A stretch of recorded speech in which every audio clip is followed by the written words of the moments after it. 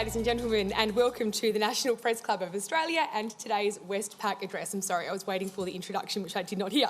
My name is Jane Norman. I'm a director here at the club and a journalist with ABC News.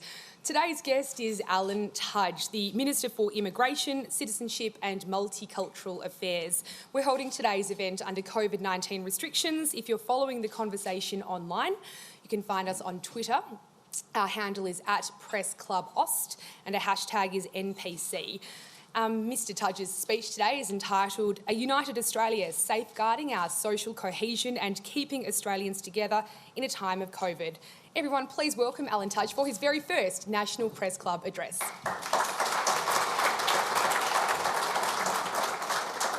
Oh, thank you so much, Jane. And as a Melburnian, it's nice to be at an event where you can have many people here in a room. I haven't done this for many months now, and many Melburnians won't be doing it for many months yet, I suspect. Peter Dutton, it's great that you could come along to this, as well as, I know, Jason Wood's here, Claire Chandler and Sarah Henderson are also here, and I certainly acknowledge the Secretary of the Department of Home Affairs, Michael Bazzullo, as well, and ladies and gentlemen and other special guests. When Scott Morrison was sworn in as Prime Minister on August the 24th, 2018, he outlined 3 commitments that would be his government's focus: keeping our economy strong, keeping Australians safe and keeping Australians together. Well, Australia is a very different place to what it was 2 years ago, with the COVID pandemic having a devastating impact, particularly in Victoria, but these commitments remain the same. But today I want to discuss the third of these commitments, keeping Australians together, and what we need to do to maintain our social cohesion, particularly in the current COVID climate. COVID has already caused hundreds of deaths and massive damage to our economy, but in Victoria at least, which remains under harsh lockdown and curfew, it has the potential to tear apart our social fabric if we're not careful. I want to begin this speech with a message for my fellow Victorians and indeed to all Australians to continue to reach out to each other in these unprecedented times and make the additional effort to maintain the community linkages, which are the bonds that keep our society together. Today, though, I want to discuss at a broader strategic level the challenges we face as a nation in maintaining our unity, not just due to COVID, but challenges we've not previously faced as a nation, at least not to the same extent as we do now. So whilst our immediate focus is on fighting the pandemic, we must also put in place the building blocks for the medium and long term so that our society emerges in a stronger place. When discussing social cohesion, Australia's starting position is one of strength. Our nation is not perfect, but it's as strong and united as any country on earth. Consider some of the data. According to the Scanlon Foundation, which probably provides the most comprehensive annual assessment of Australia's social cohesion, 90% of Australians had a great or moderate sense of belonging in Australia. 84% were very happy or happy over the last year, while 62% were optimistic or very optimistic about Australia's future. Now, these were pre-pandemic survey results from 2019, but they are still illustrative. The World Economic Forum, in their Global Social Mobility Index, finds that Australian social mobility is high. Pre-COVID, our employment levels were also high, and importantly, there was very little difference in the unemployment rate between new arrivals to our shores and those who were born here, whereas across the OECD, there was an average 2.9 percentage point gap between the migrant and the non-migrant unemployment rate. In the European Union, it's actually a 4.1 percentage point gap.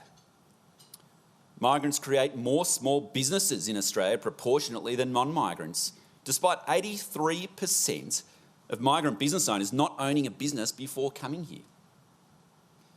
What all this data shows is that regardless of where you come from, everyone in Australia has the opportunity to have a go and to succeed.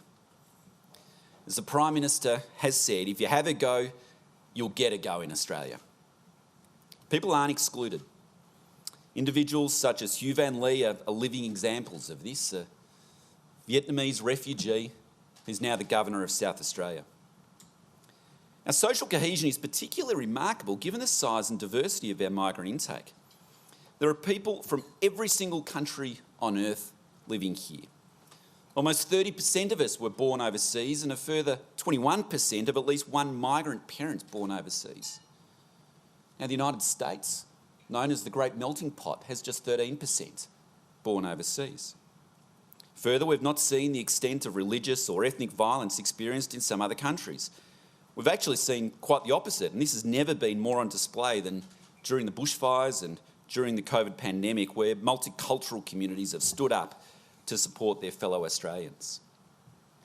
When you see Buddhist monks providing free massages to weary firefighters, Muslim builders putting on barbecues for bushfire survivors, Irish truck drivers delivering hundreds of thousands of litres of waters, and Sikhs cooking and delivering curries to Melbourne's public housing estates during the pandemic, you know we've got something pretty special in this nation. We've fought hard to build and maintain our social cohesion. Of course, we began European settlement without the class structures that are present in many other countries. And egalitarianism, articulated through mateship and the fair go, have permeated our society. In recent decades, our policy of multiculturalism based on integration as opposed to assimilation or separatism has also served us well. The government has put policies in place to support people to integrate, including funding a $71 million package of initiatives to ensure that what we share and what brings us together is always stronger and more important than any differences. In the work my department does, we've supported measures through the Fostering Integration grants that have enabled new migrants to become part of and contribute to Australia's economic and social development. We've built interfaith and multicultural understanding through sport, in classrooms, cultural institutions, and through community-driven programs and outreach. And we've promoted resilience against harmful and divisive messages, particularly those that promote violence. John Howard, when speaking right here on this platform at the National Press Club back in 2006, said the following.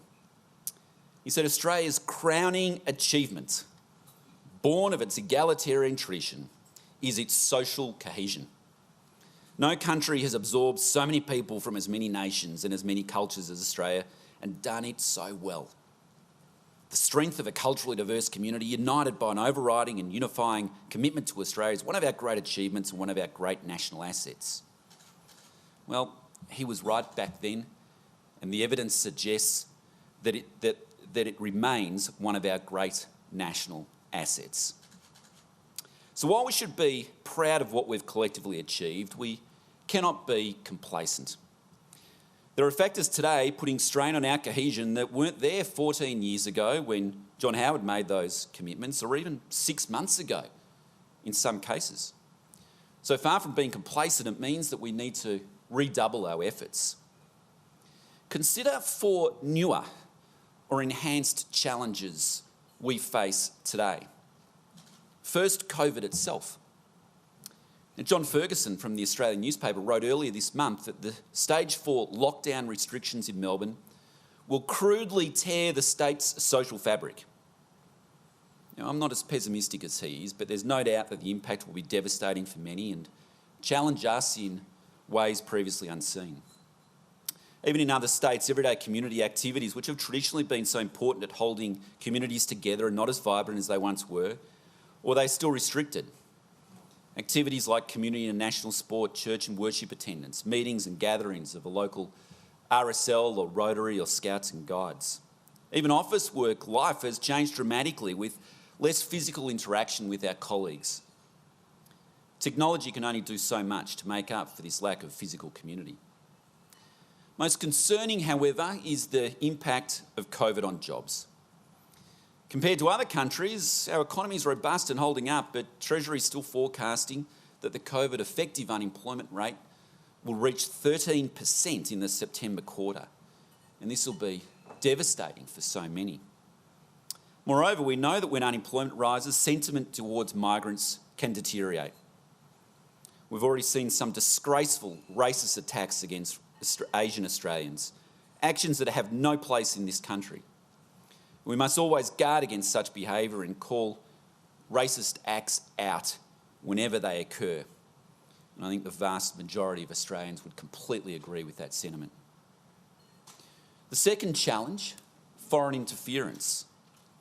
Now, foreign interference in Australia is at an unprecedented high today.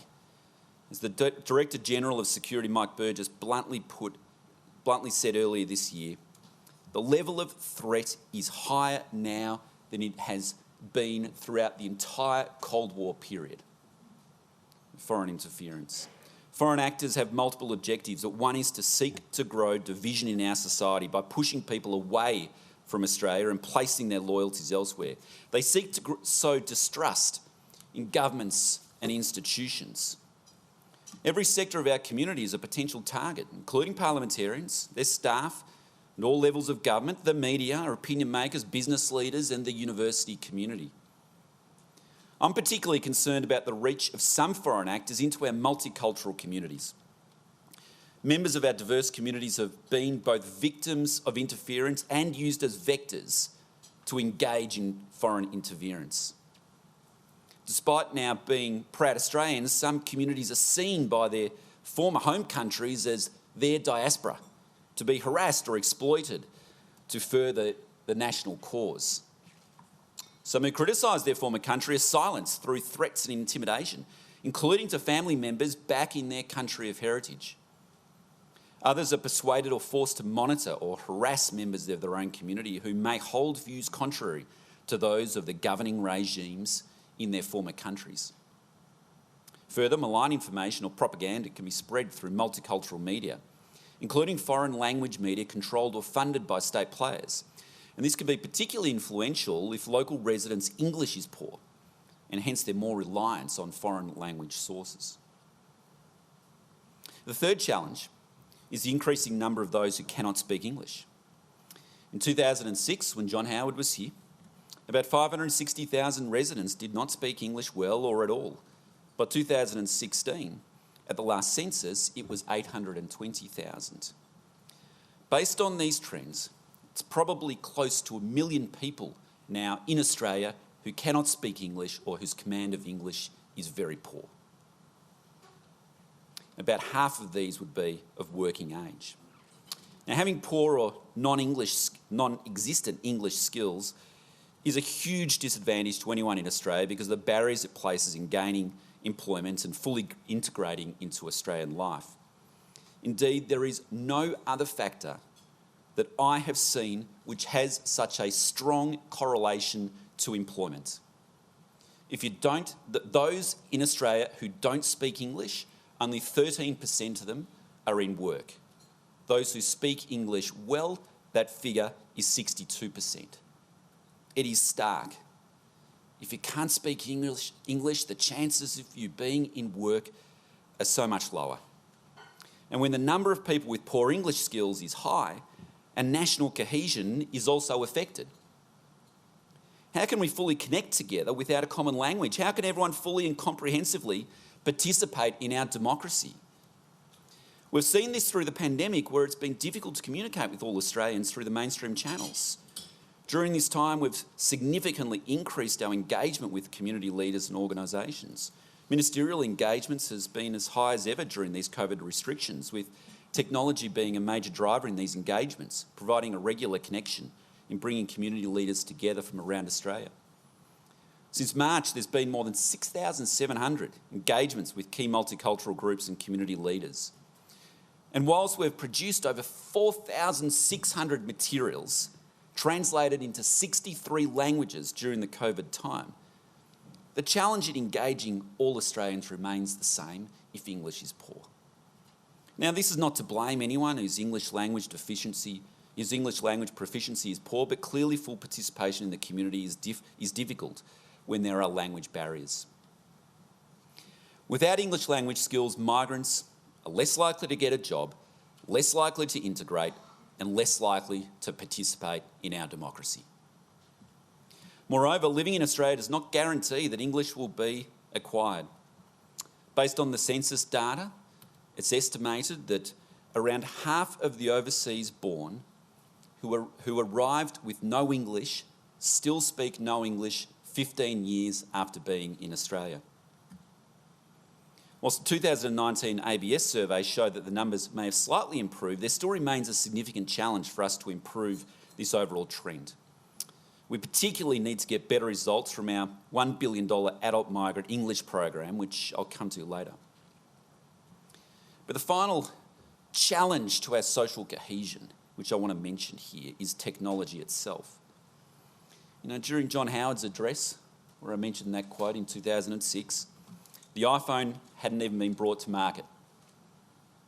It was still a time when the vast majority of Australians read a daily newspaper that largely competed for the middle ground. They and the nightly news set the agenda of what was considered to be the common challenges facing our nation. Today, with technology and media disintermediation, people, and particularly young people, are increasingly living in an online echo chamber with their news content filtered, curated and personalised to reflect their own worldview. A person with left-wing views may never come across any content written or said by conservatives, and vice versa. And these echo chambers are particularly dangerous when they bring together those advocating violent extremism or targeting a minority. Online algorithms can then direct them to more hateful, violent and divisive content and other like-minded individuals, many of them anonymous. Technology has also been a key factor in allowing fake and malign information to spread quickly, easily and widely, sometimes spread by state actors. Former Chief Rabbi of the Commonwealth, Lord Jonathan Sacks, who has written extensively on this topic, also notes that with technology, almost any clash in the world can be imported into a conflict locally.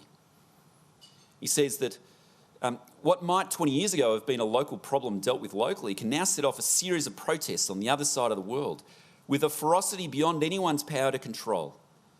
The result is serious and the danger may get worse. Now, don't get me wrong, I'm not making an argument against technology. It can be brilliant at joining people up and creating digital communities, and we've seen this in spades during the COVID restrictions. But it also has immense power to divide individuals and communities, and we've certainly seen that also. There are other challenges to our social cohesion that remain, such as Islamic extremism and other forms of extremism and radicalisation. But I raise these four challenges: COVID, foreign interference, English language capability and technology, because they present new threats to our social cohesion, which we must be alert to and make additional efforts to address. Now, when I think about Australia, I'm an optimist. We are a robust, resilient people, and as I mentioned at the beginning of my remarks, we start from a very enviable position. Our social fabric is strong, with hundreds of thousands of volunteers and community groups which bring people together. Moreover, we've already done so much to counter some of the new challenges directly. For example, the work that the federal and state governments have done with community support to tackle COVID means that we're amongst some of the best positioned in the world. Our economic supports have kept the unemployment rate 5 percentage points lower than it otherwise would be. Job creation, of course, is now an even more critical mission of our government. Outside of Victoria, some states and territories are easing restrictions on social gatherings to allow these community groups to flourish again, along with the things that foster social cohesion, like sport, community gatherings and entertainment. It is these little platoons, as Edward Burke called them, that are possibly some of the most important things of all in binding us together. And Victoria will hopefully soon follow, and these platoons can once again flourish in our community there. On foreign interference, so much work has been done, led by Minister Dutton, and will continue to be done. Our government has passed new laws and established the Office of the National Counter Foreign Interference Task Force. We've established the ASIO-led Multi-Agency Counter Foreign Interference Task Force and developed guidelines with universities to counter foreign interference in the tertiary education sector. And we're also tackling digital-based challenges. Agencies are working closely with digital industry to identify and quickly seek removal of malign information, vile racist content and exploitative material. And that work continues in this area to ensure that we have a safer, more open and secure internet. As I mentioned earlier, the government has also significantly increased its engagement with multicultural communities to provide that reassurance, assistance and information in conveying feedback back to government. Today I announced new measures to further the work of keeping Australians together as these new challenges emerge. To start, we will be initiating a renewed push on the most important element which binds us together more than anything else: our liberal democratic values. Our shared values of democracy, a commitment to the rule of law, freedom of speech and association, mutual respect, equality of opportunity and individual responsibility are the foundations of our modern society, as is the value we place on a fair go for all. These values have held us together over the decades and have underpinned the freedom and prosperity that has made our nation so attractive for millions of migrants to seek to come here. Our values defend us against challenges to our social cohesion. Defending and promoting our values is a task for all of us, but the government also has a special responsibility in this area. With this in mind, we will develop a broader campaign articulating our national identity, our multicultural success, and the Australian values which underpin our nation. We'll also place a greater emphasis on Australian citizenship, encouraging people to take it up and educating people about what it means to declare one's loyalty to its nation and its people. Over the last 12 months, we've made particular effort to encourage and facilitate citizenship, with a record 200,000 people becoming Aussies, and we need to maintain this momentum.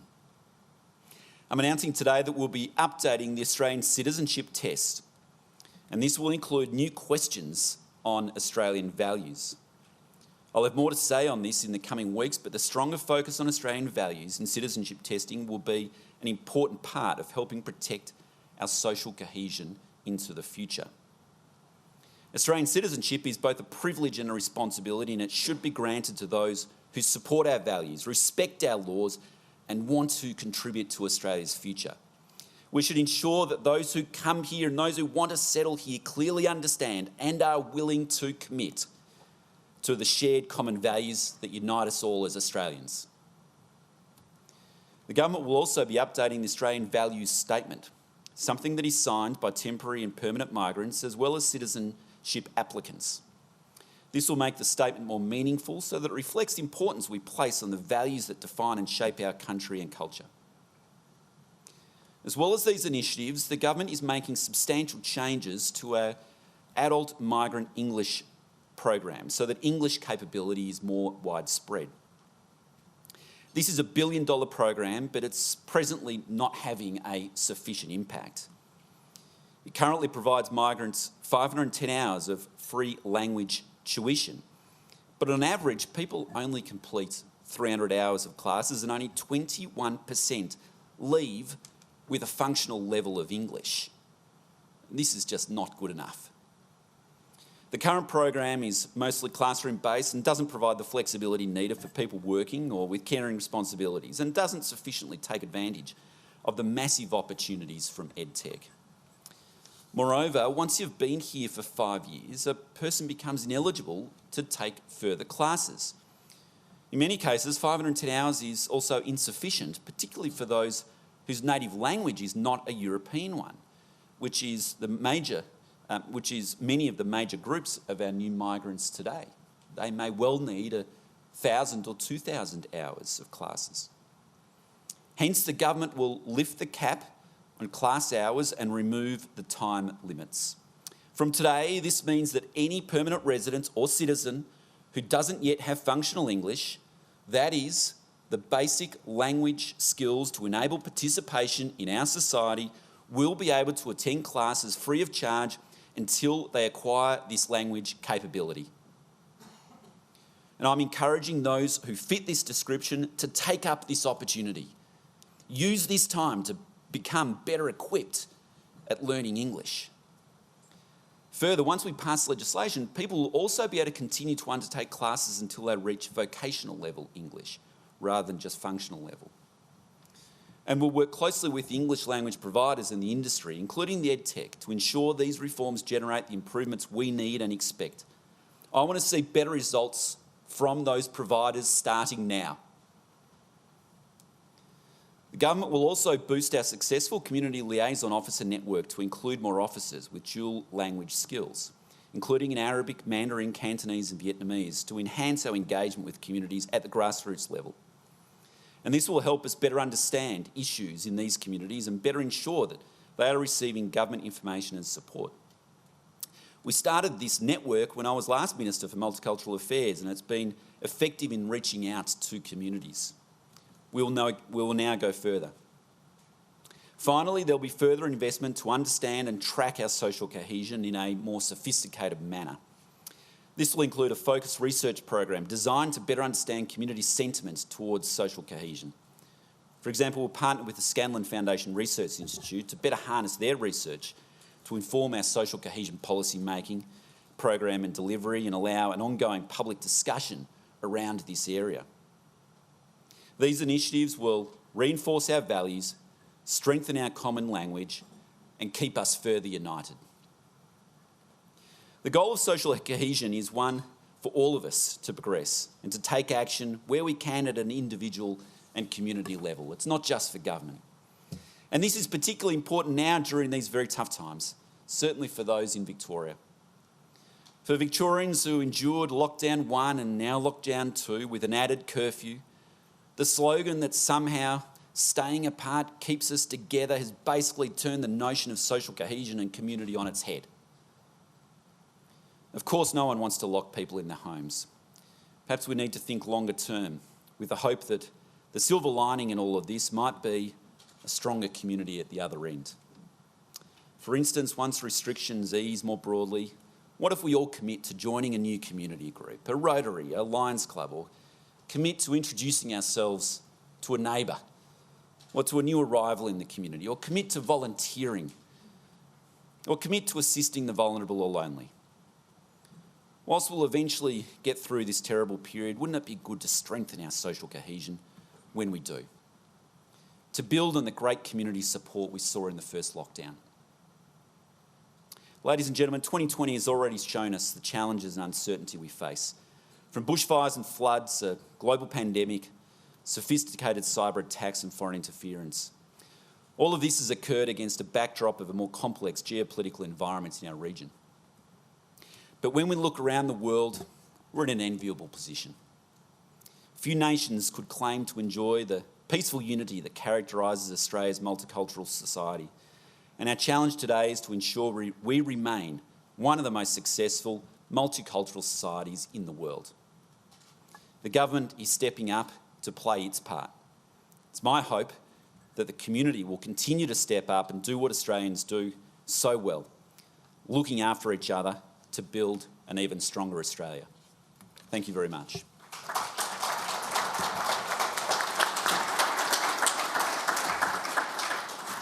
Minister, thank you for your speech today. So you're saying the government is worried about foreign actors spreading malign information and propaganda through foreign language press here in Australia.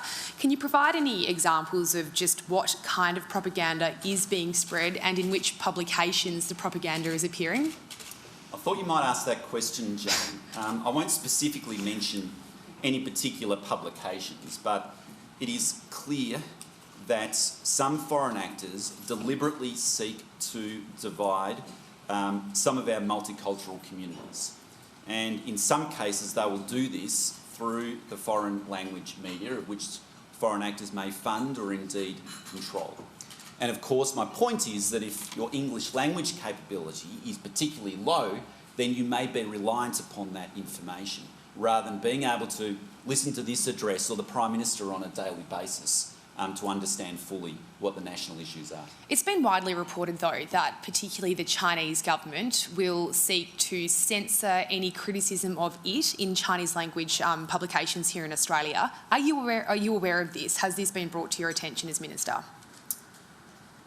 I'm aware of what many of the Chinese language publications print and what they do. I would say that there is some Australian government-funded Chinese programs, including SBS Radio, and I think it is the largest from memory Chinese language radio program, which has about 20% market share. But this is an area which I think we can do further work on. All right, let's go to questions, and the first today is from Shane Wright from the SMH and The Age. G'day, Minister, and welcome to free and easy Canberra. There was data released today by the ABS, this is for your population and cities cap on, showing that Melbourne's population has gone through 5 million, that it in Sydney added about 200,000 residents in the past year. Now, economic growth in Australia would be static without population growth over the last 5 or 6 years. The government's NOM cap was reduced to 160,000 in the 18-19 budget. Given that the projections are for a rather sharp fall off in NOM and possibly natural population growth, is the government considering a change to NOM, and have you put your mind to what sort of policies may be needed to encourage and restart population growth, particularly from migrants, post-COVID? Listen, it's a good question, and you are right. We've been a fast-growing population in Australia, and particularly in our big capitals. And migration has driven that population growth, accounting for about 60% of our population growth over the last decade. Now, that migration rate now is effectively down to close to zero. And Treasury forecasts that this financial year it'll be 85% down of what was initially anticipated, and it will take some time before it comes back again. Now, we're thinking pretty deeply about this particular question because migrants haven't just contributed to our GDP growth, but they've also contributed to our GDP per capita growth. And indeed, Treasury estimates that about 20% of our GDP per capita growth over the last 40 years can be related to population factors, particularly migration, largely because we're bringing young, skilled migrants. Average age of 26, they come here and they work. So they help the participation rate, they help with productivity because they're more skilled than the average Australian. So we'll need to get back to being an immigrant country again at some stage, but clearly we need to do this carefully, we need to do this very safely, and we won't be putting Australians at risk while we do that. Just following up that, Jane, have you started thinking about, like, one of the problems has actually been people overseas who may want to get into the country not being able to get to health checks and other sort of checks. How do you interact overseas with those who want to get into the country? You're right. So at the moment, if you're a citizen or a permanent resident, you're entitled to obviously come back to Australia. I mean, there's some waiting time for some because we've got effectively the limit is the number of quarantine beds at the moment. You're talking about other people who might be applying for new visas. Now, when you apply for a visa, you need to get your medical check. You typically need, if you're a skilled visa holder, an English language test as well. They are typically done in country, and during COVID, many of those places have been shut down. Now, they're starting to reopen again, particularly in some of the larger source countries that we've recruited migrants from over the last 4 or 5 years. But it's going to take some time before we're anywhere near back to where the NOM figures were, the net overseas migration figures were that you were referring to earlier. And when that happens, of course, we're going to be wanting to prioritise those people who will be job-making migrants, if you like, who will come here and help create jobs for further Australians, because ultimately that's the central focus of the government. All right, the next question is from Sarah Ison from the West Australian.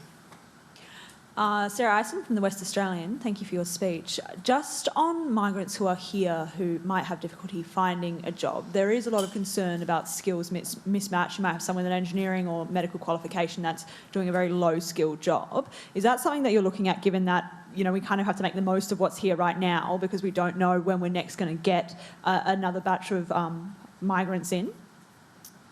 I don't quite understand the question. So there are certainly people, and they may be students, international students, for example, who will be eligible to do 20 hours a week under their visa of work, and they may be doing casual work at supermarkets, they may be picking fruit, they could be doing all sorts of other work. There's other categories of migrants which are employer-sponsored, who are directly connected to their sponsoring employer. Now, if they lose their job, they'll have 90 days to find another sponsoring employer, or they'll have to leave the country and to return to their home country. If I may just ask then, just on a separate matter, regarding those migrants who might be picking fruit, there are a lot of concerns that we're not going to have the labour in the medium term. Fruit's going to rot on trees or on the ground, and they're going to struggle. We've obviously got a pilot in the Northern Territory, but what's being done more widely across the country? So we've already made some measures in relation to that, and myself and David Littleproud, the Agricultural Minister, announced measures earlier for what's called the working holiday makers, commonly known as the backpackers, when they come here, and they often pick fruit. And they're an important source, as are some Pacific Islanders who come here under our Pacific Island Labour Scheme. And we said at the beginning of the year that we will provide an extra year effectively for those people to stay here if indeed they do work in those regional areas or in one of the other critical areas such as aged care or health related areas. Now that's been proved quite effective, but I do know, for example, with the working holiday makers, the backpackers visas, at the start of this year where there was about 130,000 people in the country, now it's about 75,000. And there are farmers I know who are concerned that in a month or two that they won't have those workers to be able to pick the fruit. Now, I'm hoping that a lot of Australians who may not have work at the moment may take up that opportunity. That would be the best case scenario. And we'll certainly be encouraging them to do so. There may be international students who might want to take up those opportunities, or others, because we'll have an effective unemployment rate of 13%. There's labour out there. All right, next question, Tom McElroy from the Fin Review. Minister, thanks for your speech. What advice do you have about what updated advice do you have about the impact of much lower immigration, as you say, on things like the economy and infrastructure and house prices? And if I can tack on a second one in anticipation, do you anticipate innovative ways, innovative schemes to recruit the best and the brightest from overseas to come to Australia after the pandemic eases? We've seen that in other periods of Australian history to boost valuable population growth. Yes, so in answer to the first question, obviously migration, as I was indicating before, has been a very important component of our GDP growth, largely because it helps drive population growth. Now, population growth has been sitting at about 1.6 percentage points, and about 0.9 percentage points of that has been migration in previous years, and that tends to correlate directly to GDP growth. Then we get on top of that productivity growth and participation enhancements from migration, and that adds to the per capita economic growth. And as I said before, the Treasury estimates that roughly about 20% of our per capita wealth increase over the last 40 years has been due to some of those factors. So when that comes to halt, it does have significant economic impacts, and we're very conscious about that. And it impacts some industries more than other industries, both on the supply side, who rely upon immigrant labour, but also on the demand side from slower population growth or the tourism industry or the higher education industry or the construction industry, whereby, in fast-growing cities like Melbourne and Sydney, where a lot of the growth is due to migration, which drives a lot of the housing growth and construction growth, and that starts to ease up as well when population's low. So it's a very significant factor, and we're very conscious of it, and it means that we need to make additional strides elsewhere before we can get the migration rate anywhere close to where it might have been previously. And schemes to recruit migrant communities to come to Australia? Yeah, we've already got, one of the schemes which I'm particularly keen on is the Global Talent Scheme, which really is a scheme which almost deliberately goes out there and, instead of passively waiting for good people to apply, markets to top talent around the world. We've already signalled this, that we're going to particularly do this in Hong Kong, where we know there will be a lot of people who are used to having a free, open society all of a sudden facing a communist society, and they may well be looking to go to somewhere free again. So we want to make ourselves attractive for that super talent. And it's that some of that super talent that are real job creators. They create the businesses. They invest, and they're the types of people particularly that I'd like to be seeing coming into the country as a priority. Just before we get to the next question, I wanted to ask you about an issue raised in the speech about wanting more migrants here to become Australian citizens. How are you going to make that happen? Because the backlog right now is something like 124,000 applications. And why do you want this to happen? Is it to, have people sort of aligning themselves with Australia, having an allegiance with Australia? Of course. I mean, if you're making Australia your home, we want you to declare your full loyalty to Australia. And you do that through becoming a citizen. And so we'll be making extra efforts to encourage people to become citizens. We have already been doing that, Jane, this year, despite the fact that we haven't had as many citizenship ceremonies in, your ordinary citizenship ceremonies. And we've done that through being really innovative through online citizenship ceremonies. And, Jason Wood, I know, has conducted many of those as the Assistant Minister. And we will continue that. So that backlog which you refer to, yes, it is a small backlog, but we're rapidly getting on top of that, Jane. And by the end of the year, I think we'll be completely on top of it. All right, next question, Paul Karp at The Guardian. Paul Karp from Guardian Australia. Thanks very much for your speech. Could I please ask, do you acknowledge the differential impact that COVID-19 and the recession are having on culturally and linguistic diverse communities, particularly in Melbourne? And to what extent does the federal government take responsibility for that because of missteps like poorly translated health material or deliberate decisions like excluding temporary visa holders from JobKeeper and JobSeeker? So just say the start of the beginning of the question again. The differential impact that COVID-19 and the associated recession have had on culturally and linguistic diverse communities. And what's your evidence for that? The postcodes of where the highest case numbers are in Melbourne, for a start. Do you have evidence that it's not? I mean, you're putting forward a position to me that it's greatly different. Now, you're right. In Melbourne, it's the highest case numbers are in the north and the west. There's lower case numbers over in the east and the southeast, where I live. But I live in a very multicultural community. And the case numbers are pretty low. I mean, Jason Wood and Sarah Henderson's, Jason Wood particularly, is in a very multicultural community. The case numbers are lower over there. And do you know what? They're very small in Sydney. Sydney has a very multicultural community. Well, the reason why the infection rate is high in Victoria is not because of any particular demographic. It's because there was failures in the quarantining system and failures in the tracing system. Let's be clear about that. And we're not blaming anybody. Okay, could I ask about the economic supports particularly though, because employers were faced with the situation where if they kept on an Australian worker, they would get $1,500 fortnightly subsidies from the government, but if they kept on a temporary visa holder, they would get nothing. And I've written about cases like a commercial laundry in Sydney that actually told the union that it would stand down visa holders first because of that incentive. So how does that help social cohesion, and how can you deny a differential impact of the recession on those communities?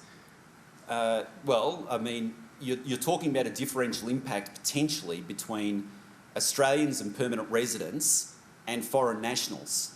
If you're on a temporary visa, by definition, it is a temporary visa and you're a foreign national coming here temporarily and then returning, unless you then apply for a permanent residency visa, which some are eligible to do. And we've always had the expectation that as a temporary resident, when you come in, and people know this, that they don't get access to welfare, and if you lose your job, if you're an employer-sponsored temporary migrant, for example, then unfortunately you have to leave the country. That's always been the case. Now, that's been tougher, I think, for some families. I really feel for some families, don't get me wrong, that may have been here 3 years out of their 4-year temporary visa and may have been on a pathway potentially for permanent residency. But we've got to prioritise Australians and residents during this pandemic as well, and we make no apology for that in terms of our welfare dollar, in terms of the jobs which are available. Sure, but the Australian government wants skilled migrants to come to Australia. It wants foreign students. Of course, international education is one of our biggest exports. But during a once-in-100-year pandemic, we've effectively told them to fend for themselves. Well, I don't think that's quite right, Jane. I mean, first up, we've created much greater visa flexibility for those individuals. Typically, for example, if you're an employer-sponsored visa holder, you have to remain in your full-time position for your visa to be valid. Now, the government made a decision to say that, well, if you're actually only doing a quarter of your hours, or even if you've been stood down but not laid off, your visa will still be valid. First point. Second point, we've given people access to their superannuation. Now, so for example, you've been here for a couple of years, you're earning $80,000, then, for argument's sake, $8,000 a year, $16,000 you might have in your super after a couple of years that you can access tax-free as well, which we've given people access to. We've boosted up the emergency relief budget as well, which anybody can access who resides in Australia presently. But at the end of the day, if you haven't got the family support here, you haven't got your employer support here, then you probably do need to return home where you can get that support from your home country. And the same would be the case for Australians who are overseas, who may need to return home to get the support they need here. Okay, next question, Pablo Vinales from SBS. Pablo Vinales, SBS News. Minister, you spoke about some of the racism that we saw, that we've seen during the COVID crisis. And with the AMEP and the changes, I guess, getting migrants to understand the language, where do you think racism in terms of Australians fits in all of this? Do you think there needs to be some kind of strategy to complement anti-racism within Australians, also getting Australians to understand multicultural communities? I think that 99% of Australians would be disgusted by some of the racist attacks that we did see earlier on. And, we live in an unbelievably successful, multiracial, multicultural country. And we should all be incredibly proud of that. And, places like Melbourne and Sydney particularly, which are just so multicultural, and it just is what those cities are these days. And it's just the actions of a few, cowardly idiots, frankly, who can create so much damage for others. And certainly when I've seen it, I've called it out very starkly, as has the Prime Minister. And we ask other Australians when they do see it to also call it out. And if people are being threatened violently with a racial overtone, then call the police. If there's generally a racist attacks without violence, but still nevertheless unacceptable, refer it to the Human Rights Commission, and it can be dealt with there. Has no place in Australia. So you don't think the government needs to perhaps complement this strategy that you're announcing now with some kind of anti-racism strategy as well? Well, in some respects, we've done some of that already. We did place, which you may not be aware, some advertisements in the high Asian areas through some of the Asian newspapers, Asian radio, on some of the bus shelters and the like, basically saying from the Australian government's perspective that racism has no place in this country. And I broadly think that we're a remarkable nation which is so tolerant and accepting and welcoming of people from around the world. And it absolutely is the very small minority that contribute to these racist attacks. All right, the next question, Tim Shaw. Thanks, Jane. Tim Shaw, Minister, Director of the National Press Club. We've been teaching migrants the English language since 1947. You've told us today for $1 billion, only 21% of graduates effectively are leaving with those skills. That's not a big bang for buck. Has the government considered asking those 63 language groups to help develop the program that's going to allow those non-English speakers from that language group to participate in the language? So in the first part, language. On values, there are Australian Iranians that feel under threat. There are Australian Turks that feel under threat, and there are Chinese Australians that feel under threat from the mother country. How do you blend that value message about trusting government? Many of those Australian migrants have left oppressive governments. How does your government instill trust in government and government programs for them to access it and feel that comfort? Two great questions. On the first one, today, effectively, I'm announcing that we will expand the eligibility of the hours which, the eligibility of people who can get the English language courses and the hours which you can get for free as well to get to that functional level of English. Then on top of that, we need to do more serious reform to the way that the English language classes are provided themselves. And they've, as I indicated in my speech, many of those classes have been, they're too regimented, they're not flexible enough, they're not using technology enough, which, you know, EdTech these days is brilliant. You might have people in one class who are from all sorts of different language backgrounds who are learning in different ways. You know, if you're used to a Latin alphabet versus a Chinese alphabet, undoubtedly you'll learn in a different manner. So that's the type of innovation which needs to now occur amongst the providers. And that's what I'm signalling to the providers. We want to see this innovation. We want to see the reform. We want to see the results. We're stepping up and giving greater access. And certainly when the contracts are renegotiated in a year or so's time, then absolutely. We want to see that innovation and we want to see results, Tim. Values? On the values question, my experience, and I do a lot of citizenship ceremonies, you know, when I think about the Persians or the Iranians, they always call themselves Persians when they're becoming citizens. They are over the moon. They are so grateful to Australia and its government and its people for being given the opportunity to become one of us.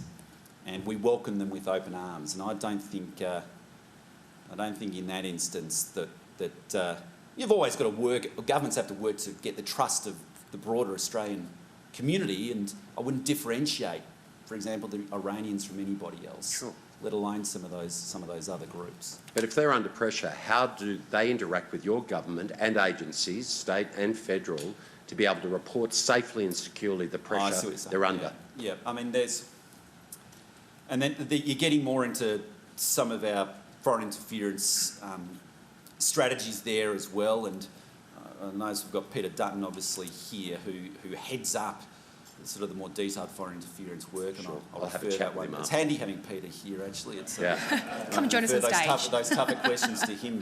All right, thank you. Just two quick follow-up questions to Tim's question. Firstly, the Migrant English program costs $1 billion. How much more are you anticipating this expansion to cost? And secondly, on the values you want to embed in the citizenship test, is that a legislated policy or is that a Morrison government policy? So on the first one, we're expecting it to be within the $1 billion envelope. So trying to get more bang for your buck from these providers. We're trying to get more bang for our buck. Now you've got to remember that there's no new people coming into the system at the moment. So the flow, if you like, coming in is close to zero, and it's not going to be as great.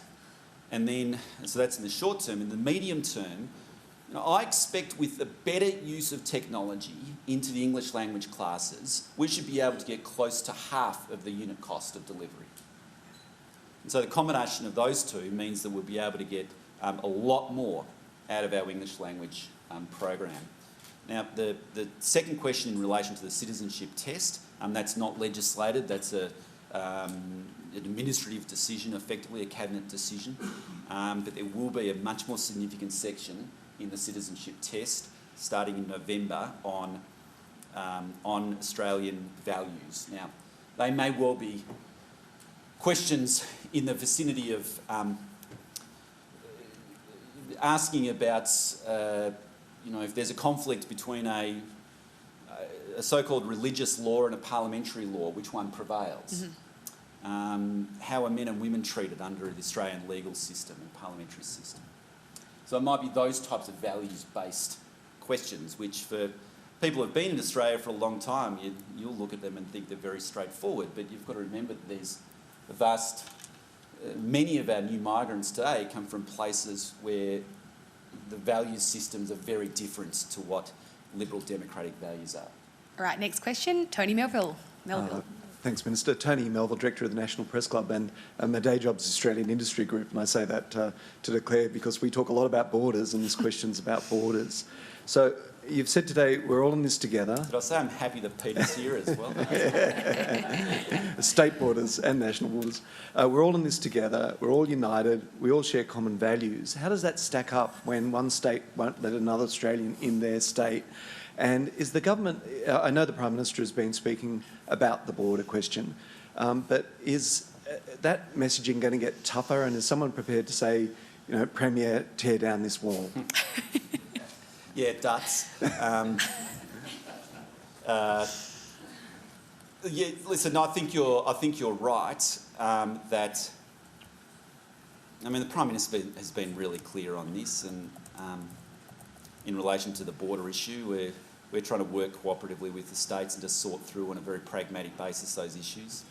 I mean, today we saw it very starkly, some of the absolute tragic consequences that can occur from borders which really shouldn't be there. And in this tragic case, which you may have heard about, was a Ballina woman pregnant with twins who had complications, couldn't drive from Ballina to Brisbane for the emergency treatment and instead had to wait 16 or so hours to fly down to Sydney. And today I understand that tragically one of those newborns died.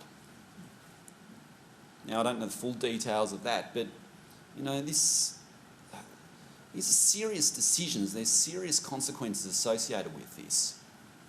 And you know, we're doing our best to work cooperatively with the states and territories. I know the Prime Minister is, Peter Dutton is, myself, others, to deal with this situation. I mean, I can understand a little bit for, you know, when Victoria has such high cases that there's some restrictions on Victoria, but elsewhere, I don't know.